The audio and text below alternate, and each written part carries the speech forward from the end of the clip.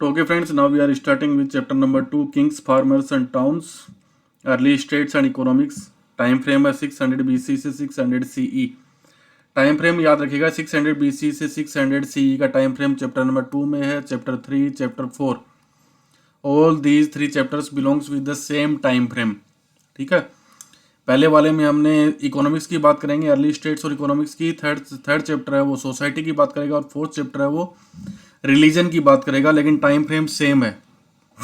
यानी कि इस 1000 साल की बात करनी है हमें, 600 BCE यानी 600 ईसा पूर्व से 600 CE, 600 CE मतलब 600 ईस्वी के बीच 1000 ईयर्स में इंडियन सब कॉन्टिनेंट में क्या क्या हो रहा था in aspects of economics, in aspects of society, in aspects of religion. Chapter 2, chapter 3, chapter 4। Okay, basically देखोगे तो इंडिया की जो पॉलिटिकल हिस्ट्री है उसकी शुरुआत 600 CE से होती है, क्योंकि पॉलिटिकल हिस्ट्री का मतलब है राजा रानी वाला काम अब शुरू हो रहा है। ठीक है, उससे पहले हमें इंडस वैली सिविलाइजेशन पढ़ा, वहाँ पे हमने केवल अजम्पशन किया था कि प्रीस्ट किंग नाम से कोई राजा होता होगा या राजा नहीं होगा, लेकिन बेसिकली पहली बार जो राजा है वो इस टाइम हमें दिखाई दे रहे हैं। तो उससे पहले कुछ इंपॉर्टेंट चीज़ें हमें देखने हैं कि हड़प्पन सिविलाइजेशन के एंड के बाद जो अगला पीरियड शुरू हो रहा है उसको हम बोलते हैं वैदिक पीरियड। और वैदिक पीरियड में जो सबसे इंपॉर्टेंट था, ऋग्वेद की रचना इस समय हुई। पहला वेद है, 4 वेद हैं, 4 वेद में पहला इंपॉर्टेंट है ऋग्वेद। ओके, अब इसकी ऋग्वेद की रचना कहाँ हुई? तो ऋग्वेद की रचना इंडस और इसकी ट्रिब्यूटरीज के आसपास हुई है।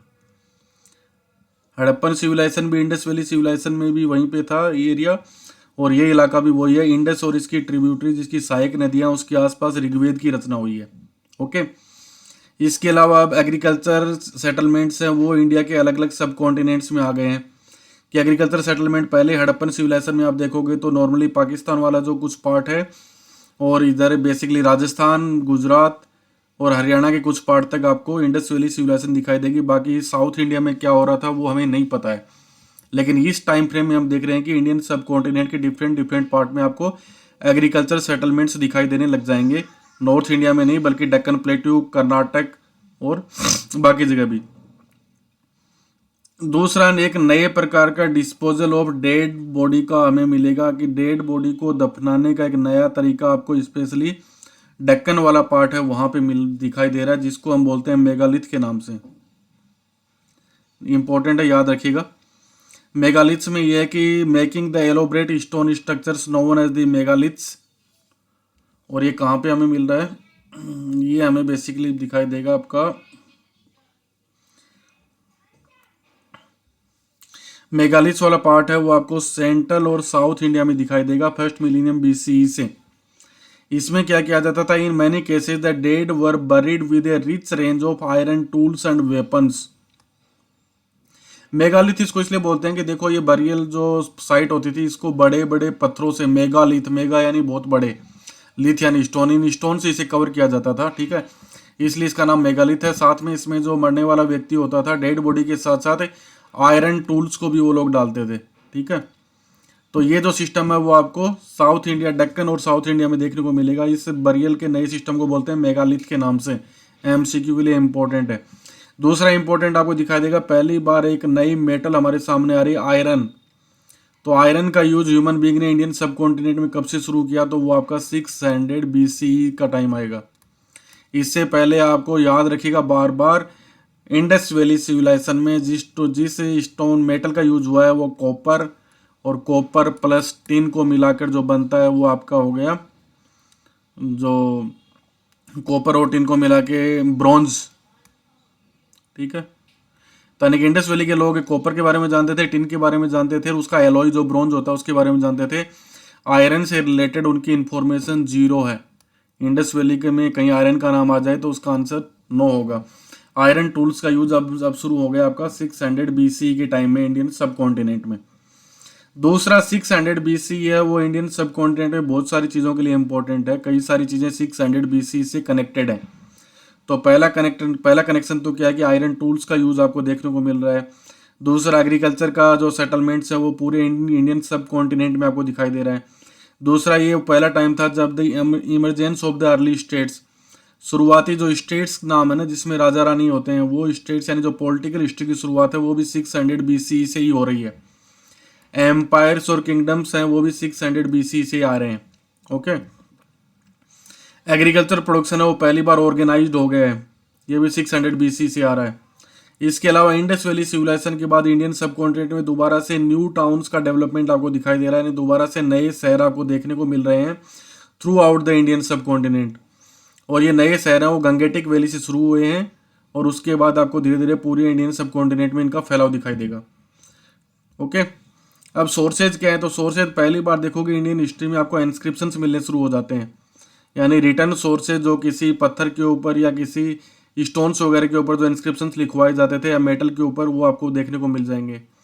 टेक्स्ट बुक आपको मिल जाएंगी, उससे पहले कोई भी टेक्स्ट आपके पास नहीं थे, पहली बार टेक्स्ट बुक्स आपके सामने आ रहे हैं। कॉइन्स आपको मिलने लग जाएंगे, पहली बार 600 BC से आपके सामने कॉइन्स आ रहे हैं।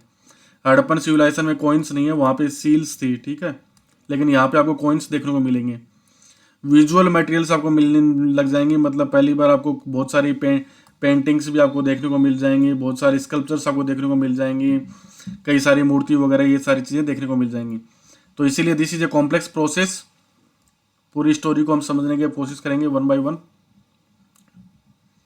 कि इंडियन सब कॉन्टिनेंट में हो क्या रहा था उस समय। शुरुआत हो रही है भाई साहब P.A. साहब से। प्रिंसेस ने क्या किया था, तो सबसे पहले जो Indian epigraphy took place in 1830, this was when James Prinsep का नाम रट लेना। जेम्स प्रिंसेप एक ऑफिसर था जो कि mint of the East India company, mint बोलते हैं जहाँ पर सिक्कों की ढलाई की जाती है, तो ईस्ट इंडिया कंपनी में जहाँ सिक्के डाले जाते थे उसका ऑफिसर था। और इसने ब्राह्मी और खरोष्ठी जो स्क्रिप्ट होती है उसकी खोज की थी। ब्राह्मी और खरोष्ठी स्क्रिप्ट की मीनिंग क्या होती है, उसका मीनिंग ये इस बंदे ने पता किया था, ठीक है। और दूसरा MCQ यहाँ से बन रहा है, these two scripts were used in the earliest inscriptions. Indian सब कॉन्टिनेंट के शुरुआती जो इंस्क्रिप्शंस हैं वो किन स्क्रिप्ट्स में लिखे गए हैं, तो वो है ब्राह्मी और Kharosthi script. Okay, he found that most of these mentioned a king refer to the P.A. और उसने ये पता लगाया कि इन इंस्क्रिप्शंस में उसे ज़्यादातर एक राजा का नाम मिला है, जिसे कि वहाँ पर P.A. का नाम दिया गया है। तो P.A. का मीनिंग भी कई बार पूछ लिया जाता है घुमा फिरा के, इसका मतलब होता है प्लीजेंट टू बी बिहोल्ड, ठीक है। ओके, और ये P.A. किसके लिए यूज हुआ है, वो सम्राट अशोक के लिए यूज हुआ है। अशोक के इंस्क्रिप्शन में डायरेक्टली अशोका का नाम कहीं यूज नहीं हुआ है, वहाँ पे उसको हर जगह पे P.A. का नाम बोला गया है, यानी वो अपने लोगों में बहुत ही पॉपुलर था, लोगों में बहुत ही वो था, लोकप्रिय था। एपिग्राफी का मतलब होता है स्टडी ऑफ इंस्क्रिप्शंस। MCQ में कोई बेवकूफ पूछ डाले कि एपिग्राफी क्या होती है, तो एपिग्राफी का मतलब होता है इंस्क्रिप्शंस का जो अध्ययन किया जाता है, उस आर्ट को एपिग्राफी के नाम से जाना जाता है, ठीक है।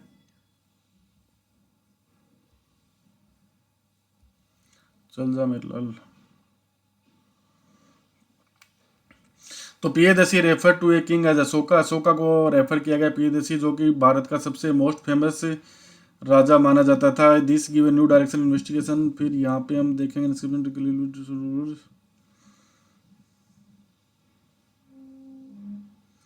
यहाँ तक ऐसा कुछ भी इंपॉर्टेंट हमारे लिए नहीं है, ठीक है। इंस्क्रिप्शंस क्या होते थे, inscriptions were writings engraved on a hard surface such as stone, metal और पोट्री, यानी किसी भी हार्ड सरफेस के ऊपर यदि आप कुछ लिखते थे तो उसको इंस्क्रिप्शंस के नाम से जाना जाता था।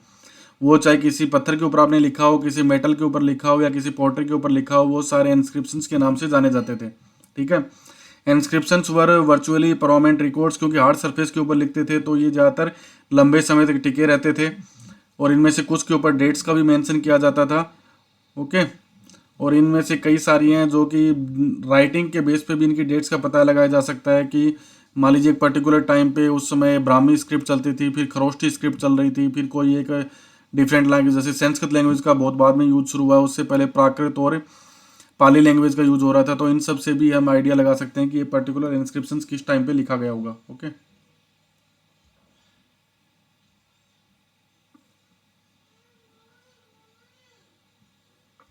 दूसरा इंपॉर्टेंट है कि the earliest inscriptions were written in the Prakrit language. Prakrit language में हमारे जो शुरुआती इंस्क्रिप्शंस हैं इंडिया के, वो प्राकृत लैंग्वेज में लिखे गए हैं। प्राकृत का मतलब होता है ऑर्डिनरी पीपल की लैंग्वेज। ओके, अजात शत्रु और अशोक रूलर्स थे जिन्होंने कि प्राकृत भाषा में अपने इंस्क्रिप्शंस लिखवाए हैं। ओके, इसके अलावा बाकी जगह पे आप देखोगे तो पाली भाषा में भी बहुत सारे इंस्क्रिप्शंस आपको मिल जाएंगे। तमिल और संस्कृत में भी इंस्क्रिप्शंस उस समय मिलने शुरू हो जाते हैं, लेकिन जो शुरुआती इंस्क्रिप्शंस हैं वो किस लैंग्वेज में है वो MCQ याद रखिएगा। दी earliest inscriptions were in the Prakrit language, और प्राकृत का मतलब होता है name for language used by the ordinary people. साधारण लोगों के द्वारा जिस भाषा का यूज किया जाता है उस भाषा को प्राकृत भाषा बोला गया था। तो शुरुआती इंस्क्रिप्शंस ना पाली में थे, ना संस्कृत में थे, ना तमिल में थे, ना तेलुगु में थे, प्राकृत लैंग्वेज में थे। प्राकृत लैंग्वेज याद रखिएगा। अब यह कि 6th century BC is often regarded as a major turning point in the early Indian history. तो किन किन चीज़ों के लिए 600 बीसी एसोसिएटेड है? तो पहला तो ये है अर्ली स्टेट्स, शुरुआती स्टेट इस समय आ गए, शुरुआती शहर आ गए दोबारा से, आयरन का यूज शुरू हो गया, डेवलपमेंट ऑफ कॉइनेज सिस्टम का शुरुआत हुई, सिक्कों की शुरुआत हुई है, ठीक है। इसके अलावा कुछ नए प्रकार के रिलीजन भी हमारे सामने आ रहे हैं, जिसमें बौद्धिज्म और जैनिज्म बहुत इंपॉर्टेंट थे। दो नए रिलीजन भी हमारे सामने आ रहे हैं। इसके अलावा आप देखोगे यदि स्टेट्स की हम बात करें तो इस समय 16 स्टेट्स का नाम हमारे सामने आ रहा है। 16 नए नए स्टेट्स का नाम आ रहा है जिनको महाजनपद के नाम से जाना जाता था। ओके, इन महाजनपद में यदि आप देखोगे तो नॉर्मली जो सबसे इंपॉर्टेंट हमें याद रखना है वो है कि most mahajanapada were ruled by kings and some known as the gana or संघ। गणा और संघ का मतलब क्या होता है कि ऐसे महाजनपद जिसपे किसी एक पर्टिकुलर राजा का शासन नहीं होता था बल्कि ग्रुप ऑफ पीपल होते थे, वो वहां पे शासन करते थे, ठीक है। तो उनको गण या संघ के नाम से जाना जाता था, यानी कि वहां पे ओलर्गिक सिस्टम का काम कर रहा था, ठीक है। Where power was shared by a number of people, okay, जिनको कलेक्टिवली राजा के नाम से जाना जाता था। और महात्मा बुद्ध और गौतम बुद्धा हैं, वो दोनों के दोनों ही गण से संबंध रखते थे, यानी कि वो उस ऐसे स्टेट से कनेक्शन रखते थे जो जिसमें कि गण वाला सिस्टम था पॉलिटिकल रूप से। वहाँ एक पर्टिकुलर राजा का शासन नहीं था बल्कि वहाँ पे power was shared by A number of people, ठीक है, जिनको कलेक्टिवली राजा बोलते थे। तो इनका नाम जहाँ पे कलेक्टिवली रूप से लोग राजा शासन करते थे या यहाँ पे ओलिगार्किक वाला सिस्टम होता था, उनको क्या बोलते थे? गण या संघ के नाम से जाना जाता था। एमसीक्यू में याद रखिए, गण या संघ क्या होता था, ओके। जैसे इसमें कई बार वज्जी का नाम आता है तो वज्जी एक संघ था, ओके। इनमें से महाजनपद की विशेषता क्या है? तो हर महाजनपद की अपनी कैपिटल सिटी होती थी, जैसे मॉडर्न टाइम में होती है, हर स्टेट की अपनी कैपिटल सिटी होती है। इस कैपिटल सिटी को फोर्टिफाई किया गया था, चारों तरफ से किलेबंदी की गई थी सेफ्टी पर्पज के लिए, ओके।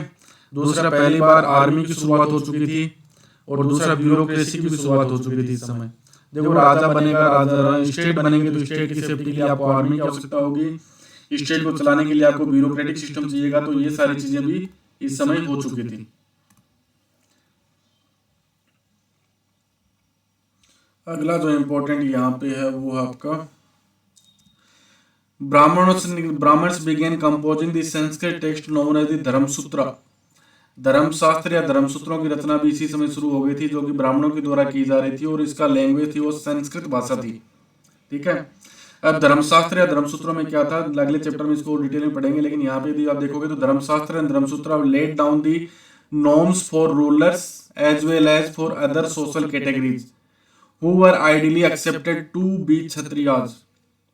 कि रूलर्स हैं वो नॉर्मली देखो हमारी सोसाइटी को 4 क्लास में उस समय डिवाइड किया गया था, ब्राह्मण, क्षत्रिय, वैश्य, शूद्र। तो ये धर्मशास्त्र बोलते थे कि क्षत्रिय का काम है शासन संचालन करना। तो ब्राह्मणों ने अब इस समय जो कॉम्प्लिकेटेड सिस्टम हो गया था, तो इस कॉम्प्लिकेटेड सिस्टम के लिए कुछ और नए रूल्स एंड रेगुलेशंस बनाए और ये न्यू रूल्स एंड रेगुलेशंस को उन्होंने धर्मशास्त्र या धर्मसूत्रों में जगह दे दी। और ये एक्सेप्ट किया जाता था कि धर्मशास्त्र और धर्मसूत्रों के जो रूल्स एंड रेगुलेशंस हैं वो जो भी रूलर है उसे फॉलो करवाना है, okay. Rulers were advised to collect taxes and tribute from cultivators, traders and artisans. अब शासन है वो इतना सारा फैल गया है तो टैक्सेशन कहाँ से आएगा? जैसे मॉडर्न टाइम में हम इनकम टैक्स पे करते हैं, तो उसी समय टैक्स की शुरुआत भी यहाँ से हो चुकी है। तो जिसको टैक्स या ट्रिब्यूट के नाम से जाना जाता था, जो नॉर्मली एग्रीकल्चर करने वाले लोगों से, व्यापारियों से और जो शिल्प का काम करते थे उनसे इसको लिया जाता था, ओके। स्टेट्स की अपनी स्टैंडिंग आर्मी हो चुकी थी, रेगुलर ब्यूरोक्रेसी की शुरुआत हो चुकी थी। ये ओलार्की वाला सिस्टम दिलन oligarchy refer to a form of government where power is exercised by a group of man. ये रोमन रिपब्लिक 11th क्लास में आपने वहां पे सीनेट वाला सिस्टम पढ़ा होगा, ये वही वाला सिस्टम है। तो इंडिया में यहाँ पर इस प्रकार का जो शासन चलता था उन स्टेट्स को गण या संघ के नाम से जाना जाता है, ठीक है।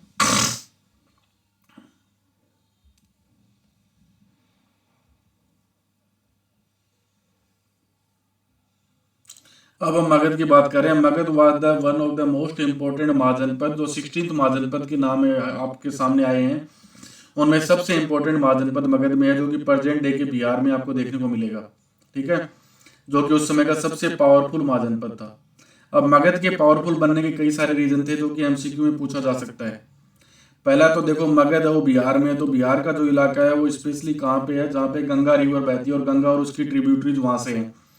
तो गंगा और उसकी ट्रिब्यूटरीज से वहां पे वो एग्रीकल्चर इलाका मिला होगा, जो कि सबसे मोस्ट प्रोडक्टिव एरिया होगा, है ना। इंडिया का नर्दर्न प्लेन है वो सबसे प्रोडक्टिव माना जाता है। तो ये महाजनपद की जो लोकेशन थी, ज्योग्राफिकल लोकेशन थी, वो ऐसी जगह पे थी जो कि सबसे प्रोडक्टिव इलाका था। तो पहला रीजन तो ये होगा इसके इंपॉर्टेंट बनने का। दूसरा इंपॉर्टेंट रीजन है कि मगध का जो इलाका है, यहाँ पर बहुत सारी आयरन माइंस अवेलेबल थी। तो आयरन था वो उस समय इंपॉर्टेंट हो चुका था। देखो, आयरन से आप बहुत सारे एग्रीकल्चर से रिलेटेड टूल्स का बनाते हो। आर्मी है तो आर्मी को लड़ाई झगड़ा करने के लिए आपको तलवारें बनानी है, भाले बनाने हैं, तो आर्मी के टूल्स भी आपको आयरन से बनाने हैं। तो आयरन यहाँ पे इजीली अवेलेबल था। तो मगध इसलिए भी इंपॉर्टेंट हो गया कि for the tools and weapons बनाने हैं और लोहे से, तो ये माइंस यहाँ पे अवेलेबल थी। दूसरा, उस समय की आर्मी का एक इंपॉर्टेंट पार्ट एलिफेंट होते थे लड़ाई झगड़ा करने में, युद्ध वगैरह में। तो यहाँ पे मगध का जो इलाका आसपास जो गंगा और इसकी ट्रिब्यूटरी थी, वहाँ पे बहुत बड़ा इलाका वो था, फॉरेस्ट वाला पार्ट था। तो वहाँ पे इजीली इस फॉरेस्ट रीजन से आपको एलिफेंट्स मिल जाते थे आर्मी के लिए। उसके अलावा गंगा और इसकी ट्रिब्यूटरीज हैं वो आपको चीप और कन्वीनियंट कम्युनिकेशन प्रोवाइड कर रही है। कम्युनिकेशन का मतलब ये कि भाई आपको एक्सपोर्ट इंपोर्ट करना है, तो एक्सपोर्ट इंपोर्ट के लिए सबसे अच्छा क्या है, वाटर सिस्टम के द्वारा आप करो। तो गंगा है, इसकी ज़्यादातर जो नदियां हैं वो देश के अलग अलग पार्ट्स तक जा रही थी, ट्रिब्यूटरीज हैं वो। तो इन नदियों के द्वारा आप आसानी से सामान भेज सकते हो, सामान को मंगवा सकते हो। तो इसलिए गंगा और इसकी रिवर्स हैं वो कम्युनिकेशन पर्पज के लिए भी यूज हो रही थी।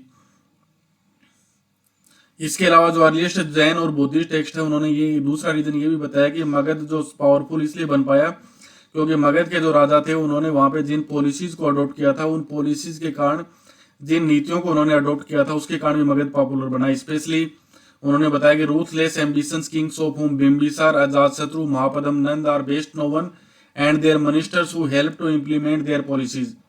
तो यहाँ पे आपको जैन जैन टेक्स्ट और बौद्ध टेक्स्ट में तीन राजाओं का नाम मिलता है कि इन तीन राजाओं ने, जो कि बहुत ही एम्बिशियस किंग्स थे, उन्होंने अपनी इस प्रकार की स्पेसिफिक पॉलिसीज को अडॉप्ट किया, जिसके कारण मगध बाकी 16th महाजनपद में सबसे पावरफुल महाजनपद बना। तो एमसीक्यू में पूछ लिया जाए कि इन तीन राजाओं का नाम यहाँ पे आया है, तो पहला है बिम्बिसार, दूसरा अजातशत्रु और तीसरा महापद्म नंद। इन तीन राजाओं का नाम आपको जैन और बौद्ध टेक्स्ट में मिलेगा कि इन्होंने अपनी जो एम्बिशियस पॉलिसीज थी उनको लागू किया, जिसके कारण मगध इतना इंपॉर्टेंट बन पाया। ठीक है भाई। अगला कुछ इंपॉर्टेंट कि मगध की जो शुरुआती राजधानी थी वो राजगृह थी, याद रखिएगा। सबसे शुरुआती कैपिटल मगध की राजगृह थी। उसके बाद जो कैपिटल है वो चेंज होके, राजगृह का मतलब है house of the king, Rajgriha राजा का घर। ठीक है, राजगृह थी वो एक फोर्टिफाइड सेटलमेंट थी, यानी चारों तरफ से उसी की दूरबंदी की गई थी, लोकेटेड हिल्स के बीच में लोकेटेड थी वो। और बाद में चलकर राजधानी राजगृह से कहाँ शिफ्ट हो गई, पाटलिपुत्रा शिफ्ट हो गई है, जो कि मॉडर्न डे के पटना के पास एक शहर है। ठीक है, ओके। तो शुरुआती कैपिटल क्या थी, राजगृह थी। राजगृह का मतलब होता है हाउस ऑफ द किंग्स, और राजगृह के बाद जो कैपिटल है वो कहाँ शिफ्ट हो गई है, पाटलिपुत्रा शिफ्ट हो गई है। ठीक है, अब जो शुरुआती एम्पायर्स के लिए हम बात करें, the growth of the Mughal emergence of the Mauryan empire के बारे में पढ़ना। मौर्यन एम्पायर का एस्टेब्लिशमेंट किसने किया था, चंद्रगुप्त मौर्य के द्वारा किया गया था। चंद्रगुप्त मौर्य ने मौर्यन एम्पायर की स्थापना की थी। ठीक है, और चंद्रगुप्त मौर्य के टाइम जो मौर्यन एम्पायर था वो नॉर्थ वेस्ट में अफगानिस्तान, बलूचिस्तान तक फैला हुआ था। उसके ग्रांडसन अशोका थे, उसने जो फेमस लड़ाई लड़ी थी वो कलिंगा का युद्ध, याद होगा आपको। ये कलिंग के युद्ध के बाद उसने आगे युद्ध ना करने की नीति को अडॉप्ट किया था। तो कलिंग का युद्ध किसके द्वारा, कलिंग को किसने जीता था, अशोक के द्वारा जीता गया था। और कलिंग है वो आपका मॉडर्न डे जो उड़ीसा है उसको कलिंग के नाम से एंशिएंट टाइम में जाना जाता था। ओके, ये हमने पहले पढ़ लिया कि अशोक के ज्यादातर इंस्क्रिप्शन वो प्राकृत भाषा में लिखे गए हैं। ठीक है, लेकिन जो नॉर्थ वेस्ट में जो आपकी जो अफगानिस्तान और बलूचिस्तान वाला पार्ट है वहां पे लोग प्राकृत भाषा को नहीं जानते थे, तो वहां पे इसके जो इंस्क्रिप्शन हैं वो आपको अरेमाइक और ग्रीक लैंग्वेज में देखने को मिलेंगे।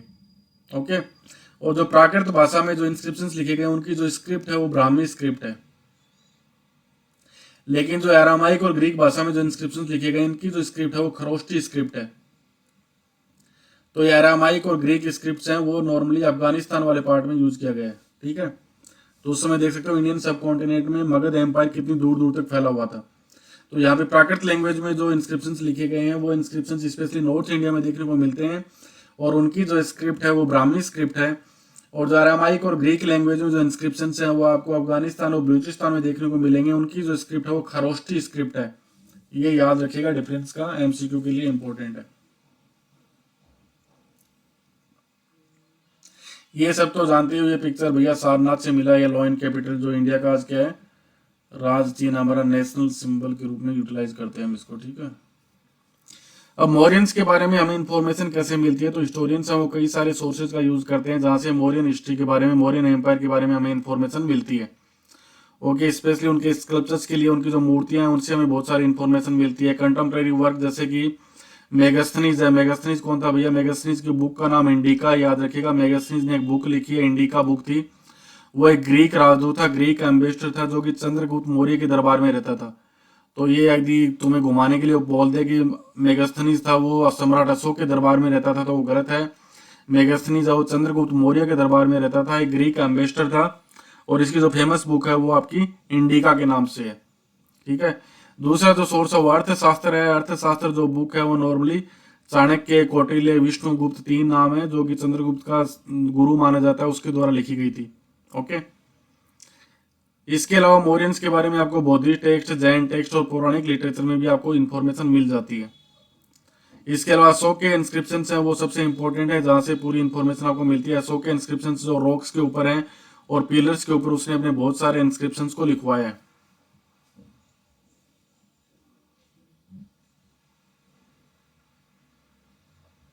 अगली जो इंपॉर्टेंट लाइन है कि Ashoka was the first ruler who inscribed his message to his subject and officials on stone surfaces, natural rocks as well as polished pillars.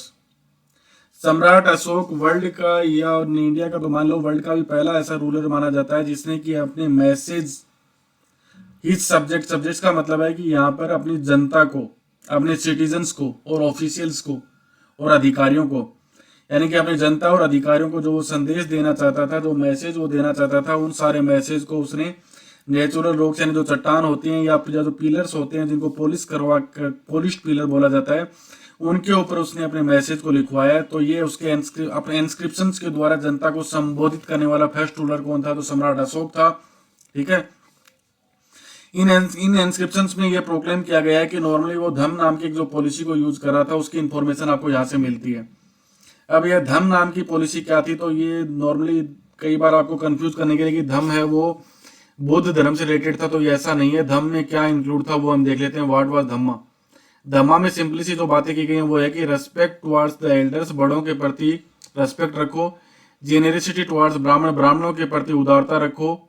And those who renounce the worldly life, और जिन्होंने इस worldly life को renounce करते हैं, जो भिक्षु लोग होते हैं, उनके प्रति उदारता रखो। Treating slaves and servants kindly, अपने जो दास लोग होते हैं उनको दयालुता रखो उनके प्रति। रेस्पेक्ट फॉर रिलीजन, जो अलग अलग रिलीजन है उनके प्रति आदर रखो। And traditions other than one's own, और अपने अलावा जो दूसरे ट्रेडिशन जो लोग फॉलो कर रहे हैं उनके प्रति भी रेस्पेक्ट रखना है। तो नॉर्मली बेसिकली रीजन आप देखोगे धम्म पॉलिसी का रीजन क्या रहा होगा, तो उसो के टाइम यदि आप देखोगे तो डिफरेंट सेक्ट्स का डेवलपमेंट हो चुका था। अलग अलग टाइप के, देखो जैनिज्म, बौद्धिज्म के अलावा माना जाता है कि उस समय डिफरेंट 64 डिफरेंट सेक्ट्स का डेवलपमेंट हो चुका था। तो सोसाइटी के अंदर उस समय बहुत सारे डिलेमा क्रिएट हो रहे थे लोगों के बीच में, आपस में इन अपनी रिलीजन को ज्यादा इंपॉर्टेंट मानते हुए दूसरों के प्रति जो विचार किया जा रहा था, तो सोसाइटी के अंदर उसने एक पीसफुल बनाने के लिए, अपने सिटीजन्स में एक पीसफुल एनवायरनमेंट को क्रिएट करने के लिए उसने धम्म वाला मैसेज दिया है। तो इसमें सिंपल सा बेसिकली देखोगे तो जैसे एल्डर्स के प्रति रेस्पेक्ट रखना, तो ये हमें रखना ही चाहिए। जेनरसिटी टुवर्ड्स ब्राह्मण्स, कि जो नए नए सेक्ट्स आ रहे थे वो ब्राह्मणों का जो पुराना ट्रेडिशन था उसका विरोध कर रहे थे, तो उसने बोला कि भैया ब्राह्मणों के प्रति ऐसा मत करो, उनके प्रति भी जेनरसिटी रखो, उनके प्रति भी एक आदर सम्मान का भाव रखो, वो हमारे एंशिएंट कल्चर का पार्ट है। साथ ही ऐसे भिक्षु लोग जिन्होंने कि संसार को छोड़ दिया है उनके प्रति भी एक आदर रखो। स्लेव्स वगैरह हैं उनके प्रति काइंड रहो। अलग अलग जो रिलीजन्स आ रहे हैं उन सब के प्रति अपनी रेस्पेक्ट दिखाओ। और अलग अलग जो ट्रेडिशंस आ रहे हैं, जैसे किसी रिलीजन में कुछ बात बोली गई, किसी में कुछ बात बोली गई है, तो इनके जो डिफरेंट ट्रेडिशंस हैं, इन ट्रेडिशंस को जिसको आप फॉलो नहीं करते, जो दूसरे ट्रेडिशंस हैं उनके प्रति भी आपको रेस्पेक्ट रखनी है। तो एक तरीके से वो अपने पूरे स्टेट के अंदर चाहता था कि सभी लोग मिलजुल कर बिना किसी लड़ाई झगड़े के शांतिपूर्वक रहें। ये इस टाइप का मैसेज उसने अपने धम्म वाली पॉलिसी में दिया है, ठीक है। अगला है there were 5 major political centres in the empire. ये एमसीक्यू में पूछा जाता है कौन कौन से 5 मेजर पॉलिटिकल सेंटर थे एम्पायर के, इनमें से कौन सा नहीं है, ये सारी बातें। तो पहला तो सेंटर है कैपिटल पाटलिपुत्रा, दूसरा प्रोविंस सेंटर थे तक्षशिला, उज्जैनी, तोसली और सुवर्णगिरी। कि अशोक के which of the following is not a provincial center of Ashoka, या which one is the follow included in the provincial center of Ashoka। तो क्या 5 सेंटर थे, पहला तो राजधानी होगी पाटलिपुत्रा, बाकी जो 4 सेंटर थे प्रोविंशियल सेंटर वो थे आपके तक्षशिला, उज्जैनी, तोसली और सुवर्णगिरी। याद रखिएगा, बहुत इंपॉर्टेंट है ये, तक्षशिला, उज्जैनी, तोसली और सुवर्णगिरी। अब ये तीनों चीजें, ये पांचों सेंटर को क्यों चूज किया गया है, तो ये हम देखेंगे किसी ना किसी तरीके से इंपॉर्टेंट है। किस लिए इंपॉर्टेंट है,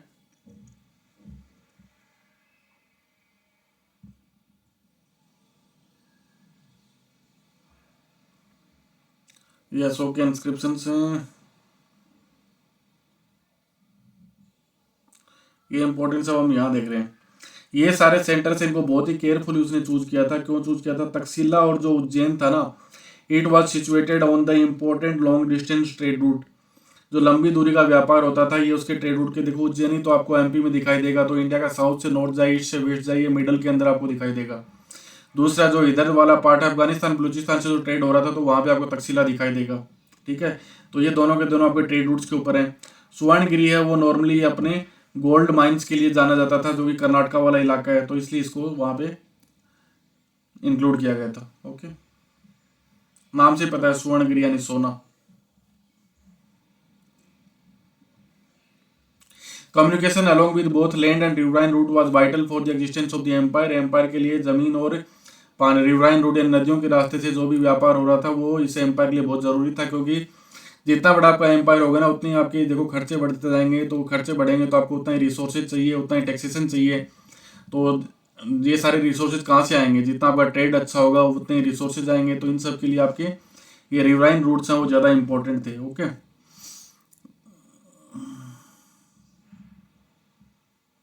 मेगास्थनीज ने अब यहाँ क्या बोला, Megasthenes mentions A committee with 6 सब committees for coordinating military activities. सेना से संबंधित जो भी एक्टिविटी थी, उन एक्टिविटी के लिए मेगास्थनीज ने बताया कि एक कमेटी होती थी, और उस कमेटी में कितनी सब कमेटी होती थी, 6 सब कमेटी होती थी, 6 सब कमेटी होती थी। याद रखिएगा, इन सारी की सारी 6 सब कमेटी थी, इनका क्या अलग अलग काम था वो थोड़ा इंपॉर्टेंट है। पहली जो कमेटी होती थी वो नेवी का काम देखती थी, यानी कि आज के टाइम की जो नौसेना बोल सकते हो, यानी पानी के अंदर जो काम करते थे, ये पहली कमेटी उसको देखती थी। दूसरी कमेटी का क्या काम था, वो ट्रांसपोर्ट और प्रोविजंस को देखती थी। भैया ट्रांसपोर्ट लोगों का कैसे चले, आर्मी का ट्रांसपोर्ट की मान लीजिए अचानक कहीं युद्ध छिड़ गया तो वहां पे कैसे घोड़े पहुंचाए जाएंगे, कैसे रथ पहुंचेंगे, इस ट्रांसपोर्ट वगैरह के सिस्टम को वो देखते थे। Third committee was responsible for the foot soldier, पैदल सैनिक आर्मी का एक इंपॉर्टेंट पार्ट थे, तो तीसरी कमेटी फुट सोल्जर का ध्यान रखती थी। चौथी कमेटी घोड़ों का ध्यान रखती थी, घुड़सवार भी इंपॉर्टेंट थे। पांचवी कमेटी थी वो चार्टियर्स यानी रथों का ध्यान रखती थी, और छठी कमेटी थी वो एलिफेंट्स का ध्यान रखती थी। ठीक है, दी एक्टिविटी वाज दी। अब जो सेकंड जो सब कमेटी है उसकी एक्टिविटी और भी ज़्यादा फैली हुई एक्टिविटी थी। उसका क्या काम था, arranging for the bullock carts to carry equipment. सेना के जो भी हथियार वगैरह हैं, जो भी इक्विपमेंट्स हैं, उन सबको बैलगाड़ी में डाल के ले जाना होगा, तो उसका अरेंज वो करती थी। सोल्जर्स के लिए खाने का अरेंजमेंट वो करती थी।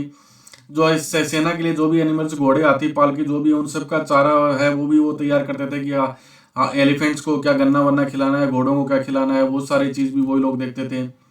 से रिक्रूटिंग सर्वेंट्स, जो सर्वेंट्स होते थे आर्मी की हेल्प के लिए, उन सब का भी रिक्रूटमेंट यही लोग देखते थे। आर्टिशियंस, जो भी शिल्प का काम करने वाले लोग होते थे, जो कि सैनिकों की ज़रूरत से रिलेटेड होते थे, उनको भी यही लोग रिक्रूट करते थे।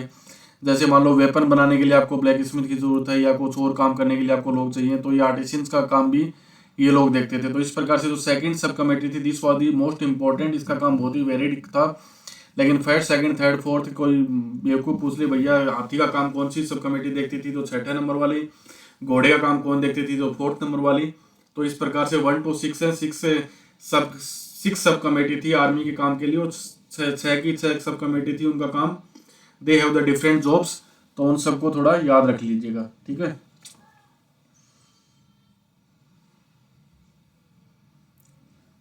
क्वेश्चन कहीं से भी बनाया जा सकता है, तो इसलिए बोल रहा हूँ थोड़ा ढंग से याद रख लीजिएगा। ठीक है, इसके अलावा अशोक का also try to hold his empire together by propagating dhamma, कि धम की पॉलिसी क्यों उसने यूज की, तो देखो सिंपल सा है, सिंपल सा अजम्पशन रीजनिंग में आ जाए कि धम पॉलिसी को क्यों लेके आया। तो धम पॉलिसी में उसका जो ऑब्जेक्टिव हुआ, उसका ऑब्जेक्टिव ये है कि he wants to his empire together by propagating dhamma. धम पॉलिसी के द्वारा वो अपने एम्पायर को एक साथ रखना चाहता था, क्योंकि एम्पायर के अंदर different different religion, different different sects का डेवलपमेंट हो रहा था। तो उनके बीच में जो कॉन्फ्लिक्ट्स है, उन कॉन्फ्लिक्ट्स को कम किया जा सके ताकि वो एक बन के रहे, उनके बीच में यूनिटी बनी रहे। तो उसके लिए वो लेके आया धम की policy. Okay, it was very simple and virtually universally applicable according to him. Would ensure, ये क्या इंश्योर करेगी, Dhamma policy would ensure the wellbeing of people in this world and the next. कि इस संसार में भी आप धम का पालन करो तो आपकी अच्छाई होगी, अगले संसार में भी पालन करो तो ये आपका ये जन्म और इस जन्म के बाद जो अगला जन्म है उन दोनों को सुधारने का काम करेगी। अब धम के लिए कुछ उसने स्पेशल ऑफिसर्स डाले थे जो कि धम के मैसेज को लोगों तक पहुंचा सकें, एमसीक्यू के लिए इंपॉर्टेंट है। तो इन ऑफिसर्स का नाम था धम महामात्र। ये वो ऑफिसर्स थे जो कि धम का मैसेज लोगों तक पहुंचाने का काम करते थे। ठीक है,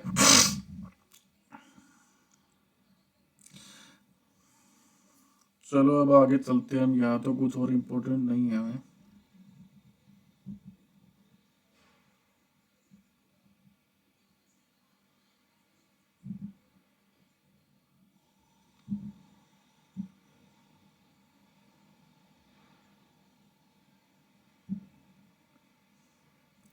अब हमारे सामने आ रहा है new notion of the kingship की। अशोका के इंडियन सब कॉन्टिनेंट में, स्पेशली साउथ इंडिया में आप देखोगे तो एक अलग टाइप के चीफ्स और किंग्स वाला सिस्टम आपको देखने को मिल रहा है। तो इसमें 3 चीफ्स और किंगडम्स हैं जो कि आपको याद रखना है, चोला, चेर और पांड्याज। तमिलकम का मतलब है कि जो तमिलनाडु वाला, जो केरला वाला जो पार्ट है ना, जहाँ पे तमिल लैंग्वेज बोली जाती है, उसको Tamilakam. The name of the ancient Tamil country which includes part of the present day Andhra, जिसमें मॉडर्न डे का आपका आंध्रा शामिल था, केरला शामिल था, और इन एडिशन टू तमिलनाडु। ठीक है, अब यहाँ पे जो इम्पोर्टेंट आपको जो याद रखना है वो ये कि चोल, चेर, पांड्याज थे कहाँ पे, उसको एमसीक्यू के लिए याद रखना है। ठीक है, दूसरा इंपॉर्टेंट है कि इनके बारे में जो इन्फॉर्मेशन है वो हमें तमिल संगम से मिलती है।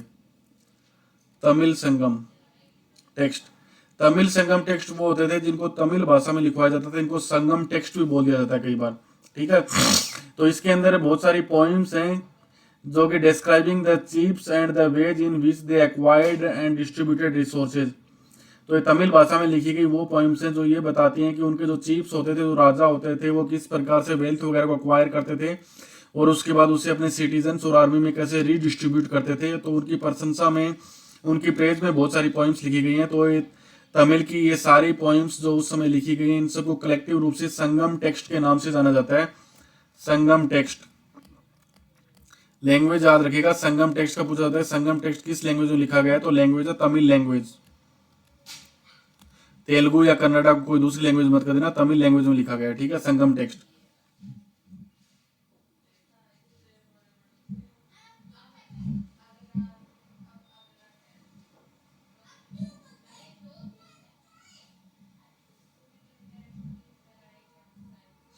इसके अलावा इसी समय वेस्टर्न पार्ट में आप देखोगे तो एक नया ग्रुप आ रहा है जिसको सातवान किंग्स बोलते हैं। ठीक है, सेंट्रल एशिया में यदि आप देखोगे तो यहीं से एक ग्रुप उठ के आ रहा है, शक शासक, जिन्होंने कि इंडिया के नॉर्थ वेस्टर्न वाला जो गुजरात वाला पार्ट है वहां पे अपना शासन संचालन इसी समय शुरू किया था। तो ये दो देख लेना यहाँ पे।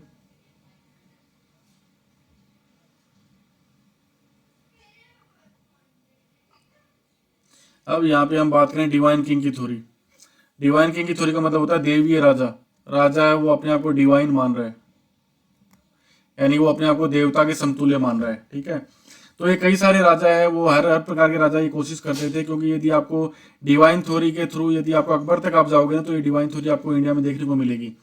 कि आप अपने आप को देखो, नॉर्मली है ना, रिलीजन से लोग जल्दी अपने आप को कनेक्ट करते हैं। तो आप रिलीजियस मैटर में या भगवान को समकक्ष आप मान लेते हो, या भगवान का अंश अपने आप को घोषित कर देते हो, या उसके पुत्र के रूप में आप अपने आप को घोषित कर देते हो, तो लोगों की सिटीजन्स आपको जल्दी ही एक्सेप्ट कर लेते हैं और आपका स्टेटस है वो हमेशा ऊपर चला जाता है।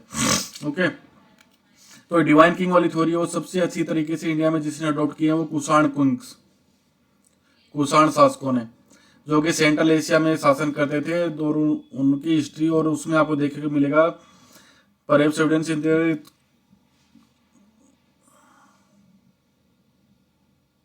अब इनसे रिलेटेड जो इन्फॉर्मेशन है, इनकी जो कोलोसल जो स्टेच्यू है, इनकी जो मूर्तियां हैं, वो हमें कुषाण शासकों की कहाँ से मिली हैं?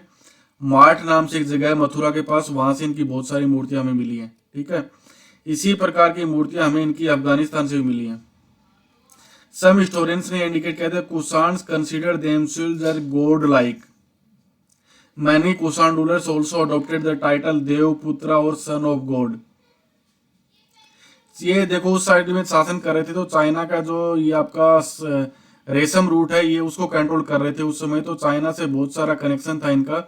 तो चाइना में भी रूलर्स अपने आप को इसी प्रकार से देवपुत्र के नाम से पुकारते थे। तो उन्हीं चाइनीज रूलर से इम्पैक्ट होकर कुषाण किंग्स ने अपने लिए जो उपाधि ली है वो है देवपुत्र या सन ऑफ गॉड। और इनसे रिलेटेड जो मूर्तियां हमें मिली हैं वो याद रखिएगा, मार्ट नाम से एक जगह है मथुरा के पास, वहां से इनकी बहुत विशालकाय मूर्तियां हमें मिली हैं। ओके, तो चाइनीज शासक अपने आप को सन ऑफ हेवन बोलते थे, तो उसी से इंस्पायर होकर कुषाण शासकों ने जो टाइटल लिया है वो देवपुत्र या सन ऑफ गॉड।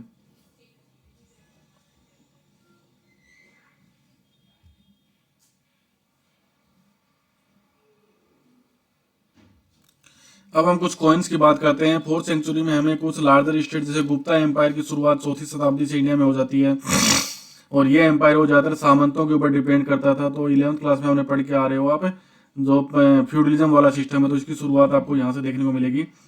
लेकिन यहाँ पे जो हमें पढ़ना है इंपॉर्टेंट वो है कि प्रशस्ति के बारे में। प्रशस्ति वो इंस्क्रिप्शन होता है जो राजा अपनी प्रशंसा में लिखवाता है, खुद की प्रेज में जो लिखवाई जाती है उसको प्रशस्ति बोला जाता है। It is composed in the praise of Kings. ठीक है, जो कि ज्यादातर पोइट्स के द्वारा लिखी जाती थी। तो यहाँ पे 2 प्रशस्ति हमारे लिए इंपॉर्टेंट है इस चैप्टर से। पहली जो प्रशस्ति है वो आपकी ये है, द प्रयाग प्रशस्ति। प्रयाग प्रशस्ति, इसको प्रयाग प्रशस्ति भी बोलते हैं, इलाहाबाद प्रशस्ति भी बोलते हैं, इलाहाबाद पिलर इंस्क्रिप्शन भी बोलते हैं। ठीक है, प्रयाग प्रशस्ति से बोलते हैं कि इलाहाबाद का पुराना नाम प्रयाग था। ठीक है, मॉडर्न डे में इसका नाम बाद में इलाहाबाद हो गया। अब इसको पिलर इंस्क्रिप्शन इसलिए बोलते हैं कि पहले इसके ऊपर समुद्रगुप्त ने यहाँ पे प्रशस्ति लिखवाई थी, और उसके बाद इसके ऊपर एक इंस्क्रिप्शन भी लिखवाया गया था, इसलिए इसको पिलर इंस्क्रिप्शन भी बोलते हैं। अब इंपॉर्टेंट ये कि प्रयाग प्रशस्ति या इलाहाबाद पिलर इंस्क्रिप्शन वो किसके द्वारा लिखा गया था? तो वो समुद्रगुप्त के प्रशंसा में लिखा गया। पहला काम तो यह कि समुद्रगुप्त के द्वारा लिखवाया गया था। समुद्रगुप्त राजा था, गुप्त एम्पायर का, उसने लिखवाई थी। लिखा किसने? हरिसेन नाम से, कि उसका दरबारी कवि था, उसने लिखा था, हरिसेन ने। लैंग्वेज क्या है? तो संस्कृत भाषा में लिखा है। तीनों एमसीक्यू इंपॉर्टेंट है। ठीक है, प्रयाग प्रशस्ति या इलाहाबाद प्रशस्ति जो कि समुद्रगुप्त की प्रशंसा में लिखा गया, जो कि गुप्त शासक था। लिखा किसने? उसके दरबारी कवि हरिसेन ने लिखा है। किस भाषा में लिखा है? संस्कृत भाषा में लिखा है। ठीक है, ये फिगर याद रखिएगा, एमसीक्यू में आए तो ये कुषाण किंग की एक मूर्ति है। ठीक है, सैंडस्टोन ऑफ कुषाण किंग, जो कि हमें बता था मार्ट में मिली थी मथुरा के अंदर। सैंडस्टोन ऑफ कुषाण किंग, चेहरा गायब है लेकिन मूर्ति आप देख सकते हो कितनी विशाल का है। ठीक है, तो इसी प्रकार से बिना चेहरे की मूर्ति आई एग्जाम में 1 मार्क में पहचानने के लिए, आइडेंटिफिकेशन के लिए, तो कुषाण किंग की मूर्ति है।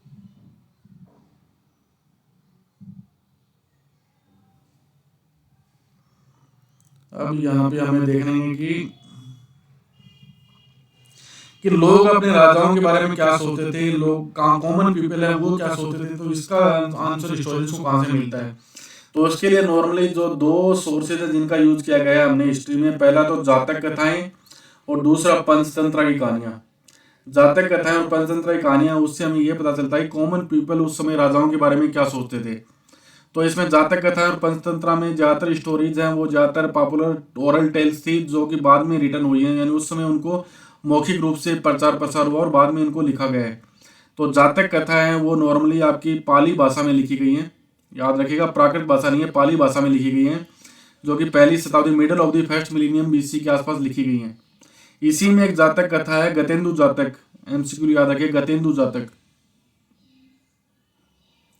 इस गतेंदु जातक में एक राजा की कहानी दी गई है, जो कि बहुत ही बुरा राजा था, विकेड किंग था, उसकी कहानी इसके अंदर बताई गई है। और ये विकेड किंग है वो अपनी प्रजा को परेशान करता था, तो लोग उससे दुखी होकर, उसके टैक्स कलेक्शन वगैरह से दुखी होकर, वो इतना टैक्स लेता था, तो लोग है ना वहाँ पे उसको छोड़कर पीपल, अब लोग उसके स्टेट राज्य को छोड़कर ज़्यादातर फॉरेस्ट के अंदर भाग जाते थे। To escape from this situation people abandoned their villages and went to live in the forest, कि लोगों ने अपने गांव को छोड़ दिया और गांव को छोड़कर वो फॉरेस्ट में रहने के लिए चले गए। तो ये कहानी कहाँ पे दी गई? इस पूरे राजा की कहानी आपको गतेंदु जातक में मिल जाती है। जातक कथाएं वो पाली भाषा में लिखी गई हैं, ठीक है।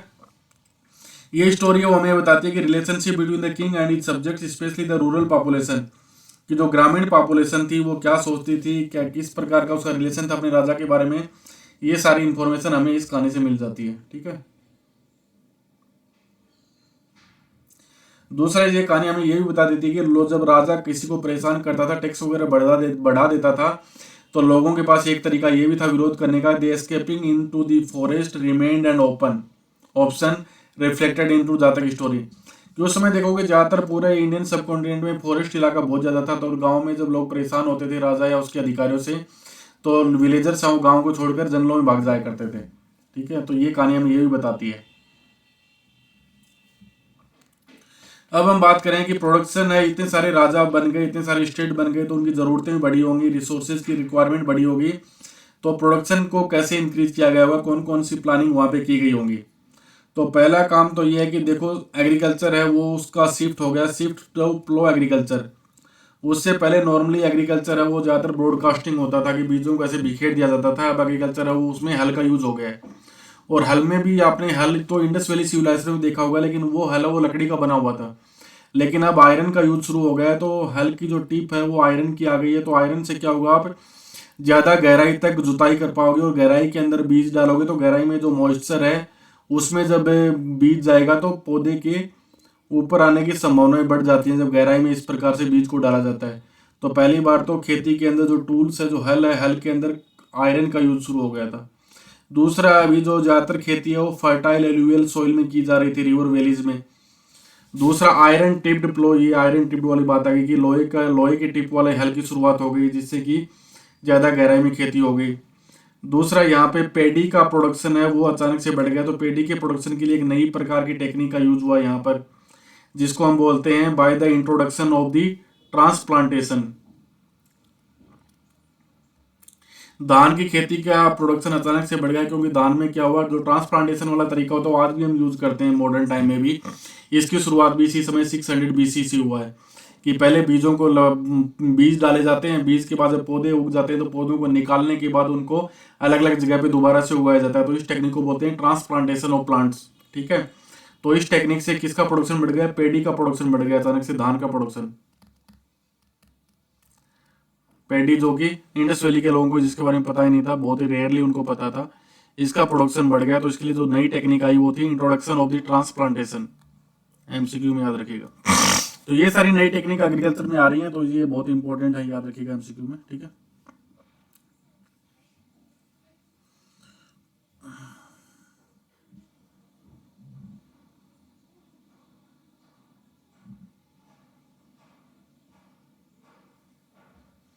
दूसरा तरीका था कि इरिगेशन का यूज बढ़ गया था, ठीक है।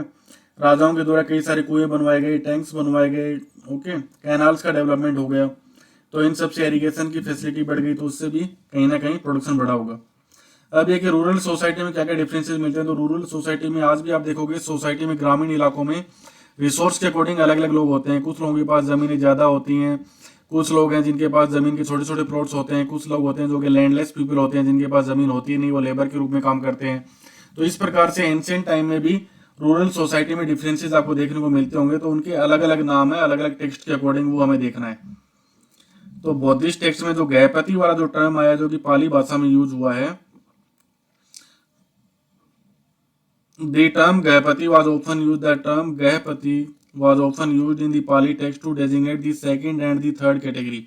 अब सेकंड और थर्ड कैटेगरी कौन सी होती थी? सेकंड एंड थर्ड कैटेगरी वो थी घर में रहने वाले वो गहपति थे जिनके पास अपनी खुद की जमीन होती थी और जिसके ऊपर वो खेती वगैरह काम करते थे, उनको गहपति के नाम से जाना गया उस समय, ठीक है। अगला जो था आप देखोगे कुछ लार्ज लैंड होल्डर थे जिनके पास जमीनें बहुत ज्यादा होती थी। दूसरा जो कैटेगरी थी वो थी विलेज का हेडमैन, जो कि गांव का मुखिया होता था, और इसका जो सिस्टम था, उसकी जो पोजीशन थी वो हायरार्की होती थी, मतलब उसके बाद उसका बेटा, उसके बाद उसका बेटा, कोई इलेक्शन नहीं होता था उसका, ओके। ये कुछ गांव के पावरफुल लोग थे, लेकिन तमिल भाषा में इनका नाम अलग अलग है। तमिल टेक्स्ट के अंदर जो संगम टेक्स्ट है वहां पे, तो वो आपको रटना है। जो तमिल भाषा में आप देखोगे जो लार्ज लैंड ओनर्स हैं, जो बड़े बड़े जमीन के मालिक होते थे, उनको वेल्लार का नाम दिया गया है। प्लोमैन यानी जो अपने खुद के हल वगैरह से खेती करते थे, उनको उजेवार का नाम दिया गया है। और जो स्लेव्स होते थे, दास लोग होते थे, उनको आदामी का नाम दिया गया है। ये 3 नाम भैया रट लेना, ठीक है, रटना ही पड़ेगा आपको। लार्ज लैंड ओनर्स हैं तमिल भाषा में, उनको वेल्लार, प्लोमैन को उजेवार और स्लेव्स को आदामी का नाम दिया गया है।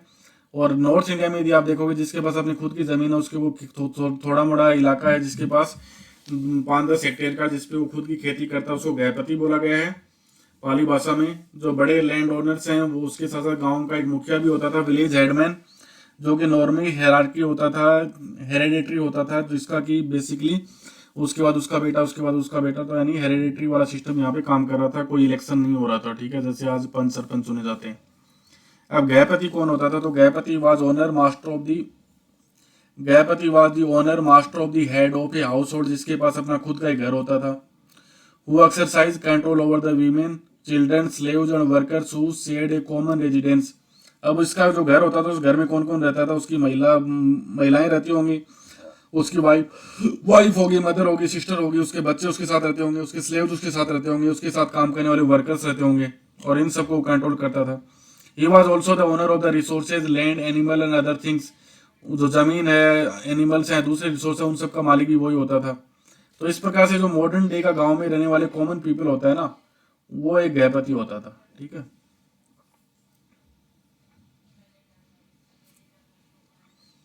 अब हम बात कर रहे हैं लैंड ग्रांट्स की, बात कर रहे हैं जमीनों का अनुदान। लैंड ग्रांट्स पहली बात तो दिए क्यों जाते होंगे? देखो एंशिएंट इंडिया में क्या होता था, बहुत सारा इलाका है ना फॉरेस्टेड पार्ट था, जिसके ऊपर बहुत सारे फॉरेस्ट उगे हुए थे, वन वाला इलाका ज्यादा था, एग्रीकल्चर लैंड थी वो कम थी। राजा जैसे जैसे पावरफुल होते गए तो राजा की रिक्वायरमेंट भी बढ़ने लग गई, और रिसोर्सेज, राजा के लिए रिसोर्स का इंपॉर्टेंट पार्ट था टैक्सेशन, और टैक्स का जो सबसे इंपॉर्टेंट पार्ट था वो एग्रीकल्चर प्रोडक्शन। जो एग्रीकल्चर का जो प्रोडक्शन होता था उसमें से एक हिस्सा राजा लेता था, तो यानी राजा के लिए टैक्स की जो इनकम का मेन सोर्स था वो एग्रीकल्चर प्रोडक्शन था। अब राजा को यदि अपना टैक्सेशन बढ़ाना है तो ये जरूरी है कि एग्रीकल्चर का प्रोडक्शन बढ़े। अब एग्रीकल्चर का प्रोडक्शन बढ़ाने के लिए उस समय कोई ग्रीन रेवोल्यूशन तो हो नहीं रही थी, तो सबसे अच्छा तरीका था कि एग्रीकल्चर का जो एरिया है उसे बढ़ाया जाए। तो एग्रीकल्चर का एरिया कैसे बढ़ेगा? एग्रीकल्चर का एरिया तभी बढ़ेगा जब फॉरेस्ट है उसको कट डाउन किया जाए और एग्रीकल्चर का एक्सपेंशन किया जाए, एरिया का एक्सपेंशन हो। अब भैया फॉरेस्ट को कट डाउन कौन करेगा?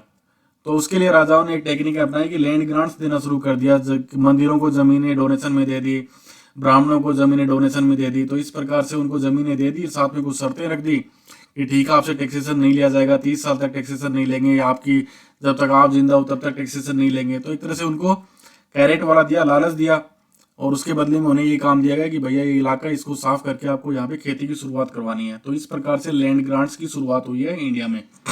ओके, दूसरा बाद में हम देखेंगे लैंड ग्रांट्स की आफ्टर जो गुप्ता पीरियड के बाद हम देखेंगे राजा वो धीरे धीरे कमजोर होते चले गए। तो राजाओं ने अपने जो सबऑर्डिनेट्स होते हैं जिनको सामंत बोलते थे, उनके साथ पावर को शेयर करने के लिए उनको जमीनों का ग्रांट्स देना शुरू कर दिया कि आप यहाँ पे जमीनों के ऊपर खेती बाड़ी करो, और उससे जो इनकम होती है उस इनकम से अपनी आर्मी बनाओ, और जब मेरे को आवश्यकता हो तो उस आर्मी को मेरे पास ही भेज देना, मेरी भी हेल्प हो जाएगी, ठीक है। जो बाद में जाके जिसको फ्यूडलिज्म बोलते हैं हम, सामंतवाद, या आपने 11th क्लास में पढ़ा था फ्यूडलिज्म वाला सिस्टम, ठीक है।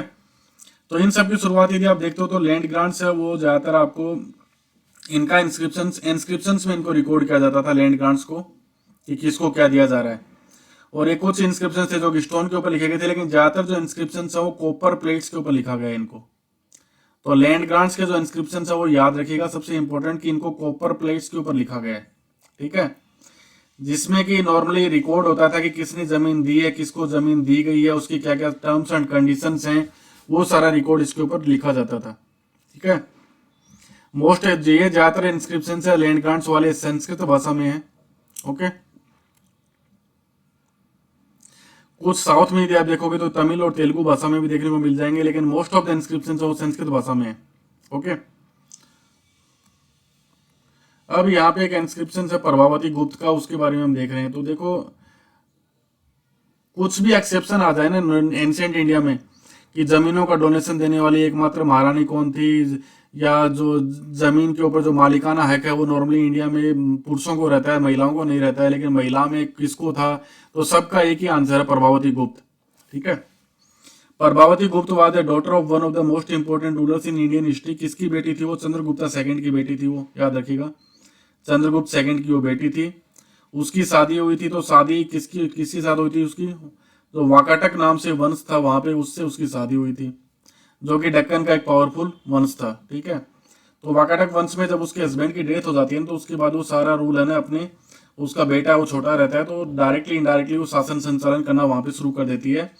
तो ये दो एमसीक्यू हो गए। किसकी बेटी थी? चंद्रगुप्त सेकंड की थी। किस वंश में उसकी शादी हुई? तो वाकाटक वंश में हुई है। तो एक संस्कृत लीगल टेक्स्ट क्या, अब संस्कृत लीगल टेक्स्ट क्या बोलता है? धर्मशास्त्र और धर्मसूत्र क्या बोलते हैं कि women were not suppose to have independent access to the resources such as land. Bharat के धर्मशास्त्र और धर्मसूत्र ये बोलते हैं, जो कि कानूनी टेक्स्ट माने जाते थे उस समय, लीगल टेक्स्ट माने जाते थे, वो ये मानते हैं कि महिलाओं को जमीन या जो दूसरे इंडिपेंडेंट रिसोर्सेज होते हैं उनके ऊपर उनका मालिकाना हक नहीं होता है। लेकिन हम यहाँ देख रहे हैं कि प्रभावती गुप्त के हमें लैंड ग्रांट्स मिले हैं, तो इसका मतलब उसका उसके ऊपर मालिकाना हक था। तो यहाँ पे जैसा इस टाइप का कोई भी सवाल आए जहां पर इस प्रकार के संस्कृत टेक्स्ट को कहाँ पे यूज नहीं हुआ है, तो वो सारे के सारे का आंसर प्रभावती गुप्त होगा। लेकिन हमें जो इंस्क्रिप्शंस मिले वो इंस्क्रिप्शंस ये इंडिकेट करते हैं कि Prabhavati Gupta had the access to land which he then granted, कि उसके पास जमीन का एक्सेस था और उसको उसने डोनेशन में भी दिया था। अब ये सब इसलिए होगा क्योंकि वो भैया वो एक अच्छे, उसका फादर थे वो बहुत पावरफुल थे, और वो एक क्वीन, एक इतनी पावरफुल वंश की क्वीन थी, तो इसलिए उसने अपनी पावर का यूज किया। तो इसलिए यहाँ पर इन टेक्स्ट, लीगल टेक्स्ट की बातों को अप्लीकेबल नहीं किया जा सकता होगा। सिंपल सी बात है। राजा रानी के लिए क्या चीज होगी? सब कुछ छूट दी गई होगी, जैसे इंडिया में आज मॉडर्न टाइम में पॉलिटिकल लीडर्स को मिलती है। तो ये इंस्क्रिप्शन से, दूसरा इंस्क्रिप्शन से हमें एक आइडिया ये भी मिलता है कि रूरल पॉपुलेशन में क्या क्या था, कि ग्रामीण जनसंख्या में कौन कौन लोग थे। तो ग्रामीण जनसंख्या में पहला तो ब्राह्मण लोग रहते होंगे जिनको ये जमीनों का डोनेशन दिया गया है। अब जमीन डोनेशन है तो वहां पे खेती करने के लिए पीजेंट्री क्लास भी रहती होगी। ठीक है,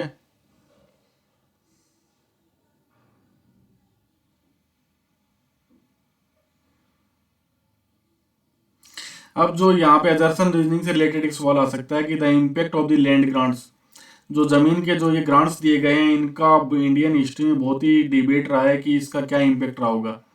कुछ लोगों को ये लगता है कि land grants were part of a strategy adopting by ruling lineage to extend agriculture to new areas. कि कुछ हिस्टोरियंस का ये मानना है कि भैया लैंड ग्रांट्स के द्वारा जो जमीन का जो, जैसा मैंने पहले बताया कि एग्रीकल्चर का एक्सपेंशन करने की कोशिश की गई होगी नए इलाकों तक, कि उन इलाकों में जहां पर एग्रीकल्चर नहीं हो रहा था तो वहां पर लालच के रूप में ये जमीनों का डोनेशन दे दिया गया और लोगों ने वहां पर जाकर खेती करना शुरू किया होगा, तो एग्रीकल्चर जो लैंड है वो बढ़ गई होगी। कुछ दूसरे लोग ये मान रहे हैं कि land grants were indicative of A weakening political powers, कि लैंड ग्रांट्स हैं वो शायद राजा है, जैसा मैंने पहले ये दोनों सिचुएशन आपसे डिस्कस कर ली थी कि राजा है वो अब धीरे धीरे पावरफुल, उसकी पावर है वो धीरे धीरे डिगार्डेड होने लग गई है, वो कम पावरफुल हो रहा है। तो अपने आप को बनाए रखने के लिए उसने क्या किया कि उसने जो भी विरोधी थे उन विरोधियों को उसने जमीनों का डोनेशन देना शुरू कर दिया होगा और उनको कहीं ना कहीं उसने सेटिस्फाई करने की कोशिश की होगी। ओके, तो जिनको दिया गया वो पावर जिनसे खोज रहा था उनको सामंत बोला जाता है। यहाँ पे यदि मीडिएवल हिस्ट्री 11th क्लास में पढ़ गया तो वहां पे उनको लॉर्ड्स बोला गया था, याद हो तो आपको। और इंडिया में जो टर्म यूज हुआ वो सामंत का टर्म यूज हुआ है। ओके,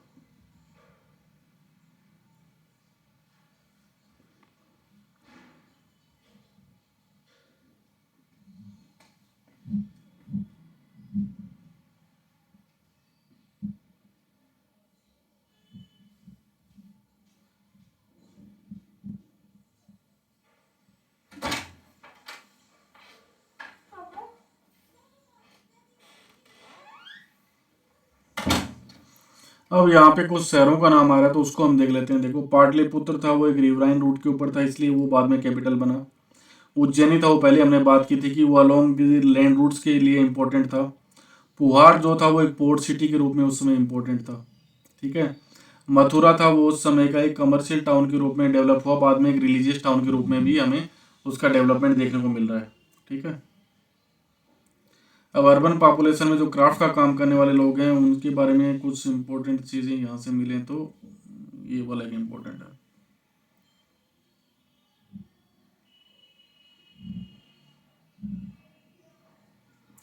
इस समय यहाँ पर जो अमीर लोगों के द्वारा जो पोट्री का यूज किया जा रहा था उनको हम बोलते हैं northern black polished where, NBPW। ठीक है, northern black polished where. Northern इसलिए बोलते हैं कि नॉर्थ इंडिया से मिला है। कलर इनका ब्लैक है। पॉलिश पॉलिश है। वेयर वेयर का मतलब क्या होता है, देखो ये नॉर्मली ये इस प्रकार से एक मटका मान लो बना हुआ है पोइट्री, तो इसका जो वेयर है ना, ये वाला इलाका, इसको है ना ब्लैक कलर का पॉलिश पॉलिश किया गया है इसको, ठीक है।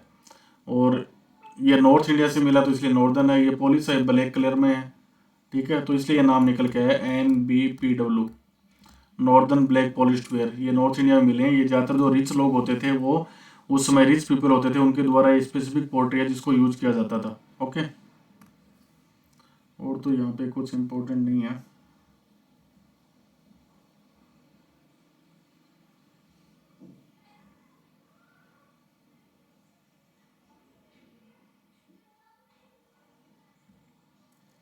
अब यहाँ पे एक नया नाम आ रहा है कि सेकंड सेंचुरी में जाके हमें बहुत सारे वोटिव इंस्क्रिप्शन देखने को मिलते हैं।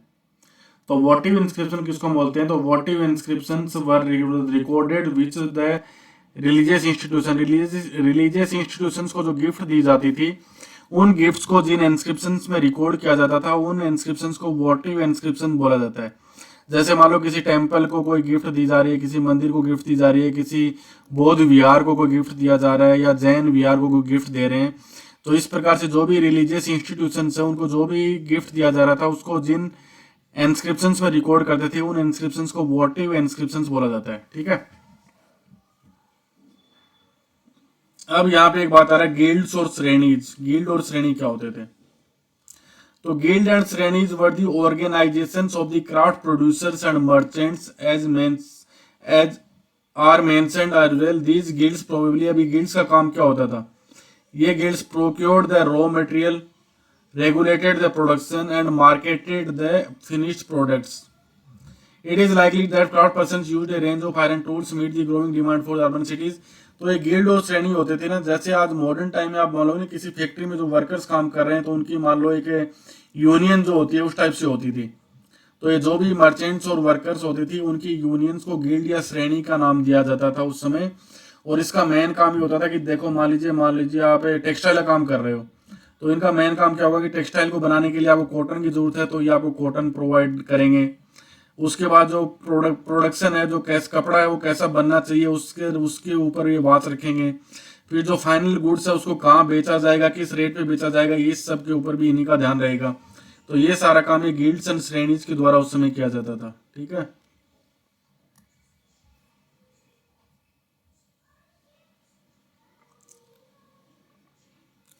ये अब ट्रेड की बात आ गई। ट्रेड ट्रेड ट्रेड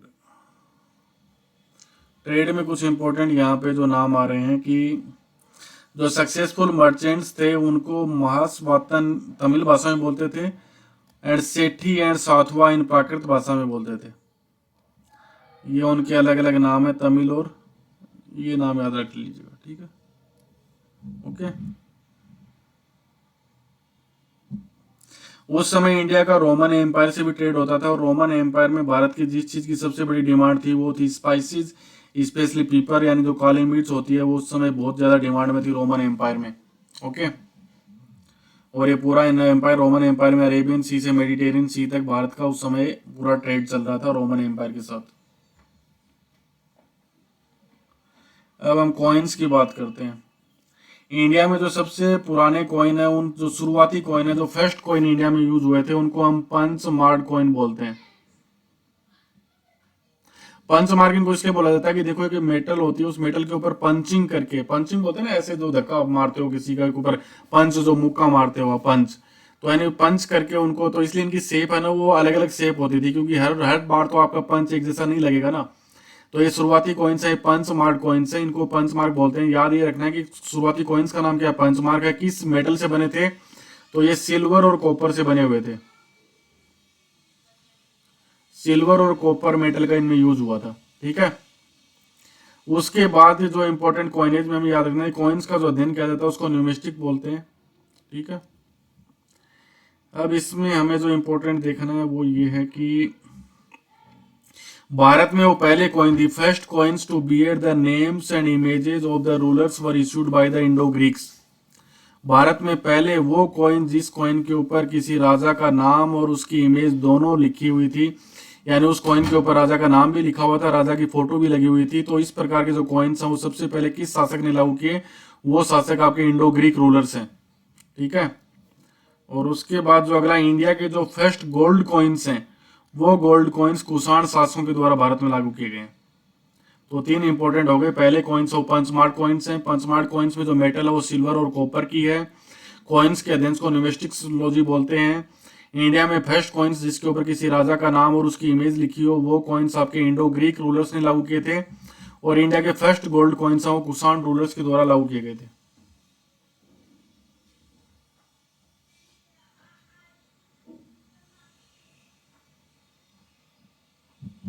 कुषाण शासकों के जो कॉइन्स थे, ये कॉइन्स आप देखोगे तो कंटेम्प्रेरी जो रोमन एम्पायर और जो पार्थिनियन रूलर्स जो ईरान के थे उनके साथ ये बहुत सारे मिलते जुलते कॉइन्स हैं, ठीक है।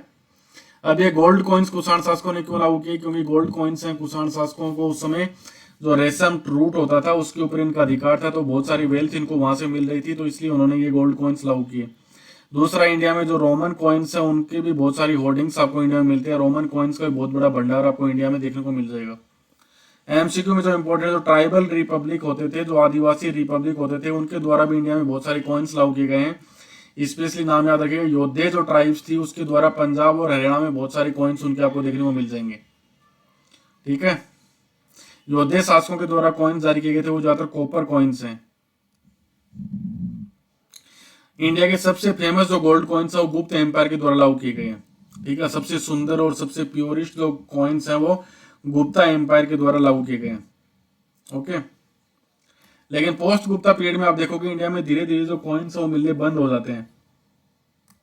From the 6th century onwards finds of gold coins taper off. 6वीं शताब्दी के बाद आप देखते हो गोल्ड कॉइन्स वो मिलने बंद हो जाते हैं। तो इसका क्या रीजन हो सकता है? तो पहला रीजन जो दिया गया कि मे भी उस समय कोई इकोनॉमिक क्राइसिस आ गया हो। तो यदि आप 11th क्लास को याद करोगे तो उसी समय आप देखोगे कि रोमन एम्पायर और डिक्लाइन हो चुका था।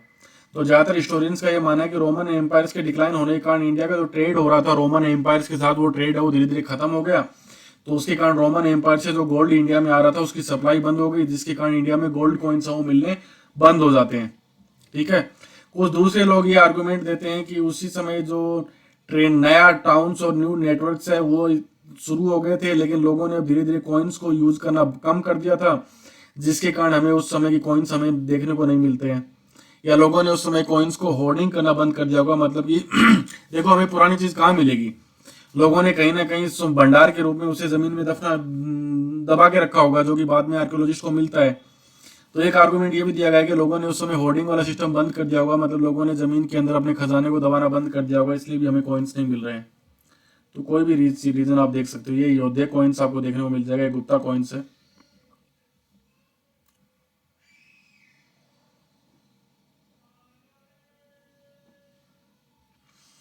अब हम बात करें जो शुरुआती जो चैप्टर की शुरुआत होगी, ये ब्राह्मी लैंग्वेज का पता कैसे चला हमें, ठीक है। Most script use to write modern Indian language are derived from Brahmi. Bharat की ज्यादातर अलग अलग भाषाएं, चाहे वो जो जिस स्क्रिप्ट से निकली हैं वो ब्राह्मी स्क्रिप्ट है। हमारे देवनागरी स्क्रिप्ट भी वहीं से निकल के आ रही है, ठीक है, जो कि ज्यादातर अशोक के इंस्क्रिप्शन में यूज हुई है। European scholars aided by Indian pandits work backwards. Brahmi script के बारे में कैसे पता चला? तो किसने पता किया है वो तो आपको पता ही है, जेम्स प्रिंसेप के द्वारा 1838 में इसकी खोज की गई थी।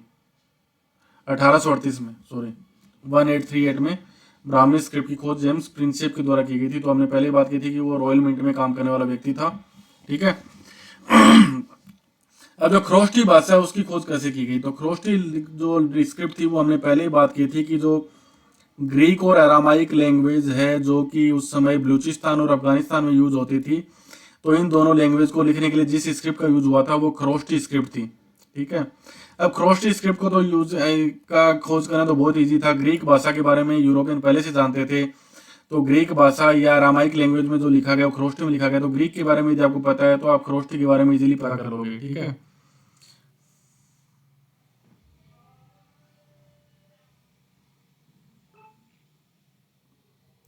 ख्रोष्टी स्क्रिप्ट में कैसे हुआ कि जो ग्रीक जो उस समय जो कुषाण किंग्स के जो कॉइन्स थे, these coins contain the names of kings written in Greek and Kharoshthi script.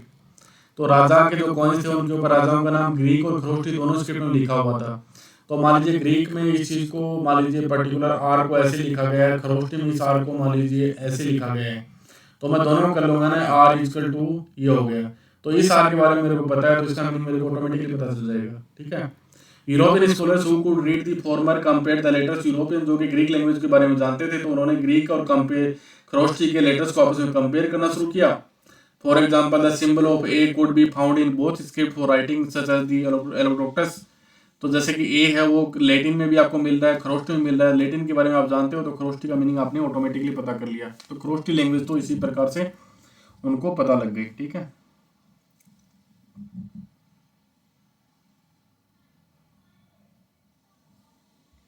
Ashok के जो इंस्क्रिप्शन है उसमें जो उसका टाइटल मिलता है वो उसका देवानी प्रिय, देवताओं का प्रिय, beloved of the gods, Priyadarshi का मतलब है प्लीजेंट टू बी बिहोल्ड, ये दो टाइटल उसके इंस्क्रिप्शन में हमें देखने को मिलते हैं।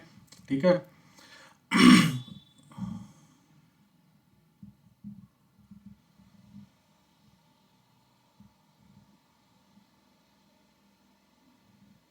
अशोक ने एक बात का क्लेम और किया कि अशोक का claims that earlier rulers had no arrangements to receive reports, कि अर्लियर जो शासक होते थे उनके पास अपने देश में क्या हो रहा है, अलग अलग पार्ट्स में क्या हो रहा है, उसे प्राप्त करने के लिए कोई रिपोर्टिंग वाला सिस्टम नहीं होता था कि उसे रिपोर्ट मिल सके, लेकिन उसने इस नए सिस्टम को भी शुरुआत की है, ये भी उसने आपको वहां पे क्लेम किया अपने इंस्क्रिप्शन में। ठीक है।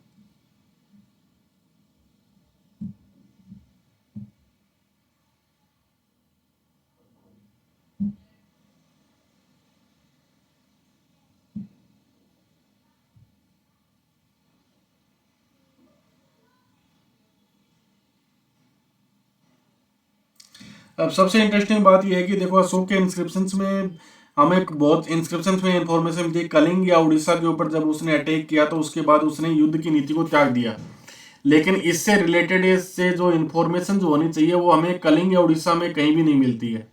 सबसे बड़ी बात कि भैया उस अशोक ने बोला कि यार उड़ीसा या कलिंग का युद्ध हुआ, उसके बाद मैंने इस वारफेयर में देखा कि इतने सारे लोग मारे गए, तो आज के बाद मैं युद्ध की नीति को त्याग रहा हूँ। ठीक है। ये उसके इंस्क्रिप्शन में हमें इंफॉर्मेशन मिलती है, लेकिन जो इसका इंस्क्रिप्शन है जिसका रिलेशन कलिंग या उड़ीसा से है, ये इंस्क्रिप्शन हमें कलिंग या उड़ीसा से बहुत दूर मिलता है। तो ये एक बड़ी बात है कि भाई जहाँ के लोगों को देखकर उसे इतना कष्ट हुआ था तो वहां के लोगों को उसने एड्रेस क्यों नहीं किया, ये अभी भी हमारे सामने एक इश्यू है। अब कुछ है कि इंस्क्रिप्शन से उसकी कुछ लिमिटेशंस भी होती हैं, इंस्क्रिप्शंस के बेस पे हम सारी हिस्ट्री नहीं लिख सकते, तो क्या क्या लिमिटेशंस होती हैं वो हम देख लेते हैं। पहली लिमिटेशंस कुछ टेक्निकल लिमिटेशंस होती हैं कि जो लेटर्स हैं वो इतने पुराने टाइम में लिखे गए थे, वो अब धीरे धीरे फेंटेड हो गए हैं। ठीक है। दूसरा इंस्क्रिप्शंस में उनमें से कुछ इंस्क्रिप्शंस वो डैमेज हो गए हैं क्योंकि पत्थरों के ऊपर लिखवाया गया था, तो बीच के लेटर हैं वो मिस हो गए हैं उसमें से। दूसरा ये है कि जो इंस्क्रिप्शंस में जो पर्टिकुलर लेटर जो लिखे गए हैं उस समय उसका मीनिंग कुछ और होता होगा, मॉडर्न डे में उस पर्टिकुलर वर्ड का मीनिंग हो सकता है कुछ और हो। ठीक है। इसके अलावा ज़्यादातर इंस्क्रिप्शन है उसके बारे में आपको यही पता होना चाहिए कि इंस्क्रिप्शन से वो राजा ने लिखवाए, तो राजा अपने बारे में तो कभी कोई बुराई करेगा नहीं, तो उससे हमें केवल वन साइडेड इन्फॉर्मेशन ही मिल पाती है, फुल इन्फॉर्मेशन आपको नहीं मिल पाती है कि राजा क्या कहना चाहता था और क्या उसका बेसिकली पर्पज था, वो चीज़ हमें नहीं पता लग पाती है। दूसरा इंस्क्रिप्शन से हमें केवल राजा का ही साइड मिल पाता है, बाकी पब्लिक उसके बारे में क्या सोचती थी क्या समझती थी वो इन्फॉर्मेशन हमें नॉर्मली नहीं मिल पाती है। तो ये था आपका एपिग्राफी से रिलेटेड पूरा chapter number 2। Thank you, bye bye.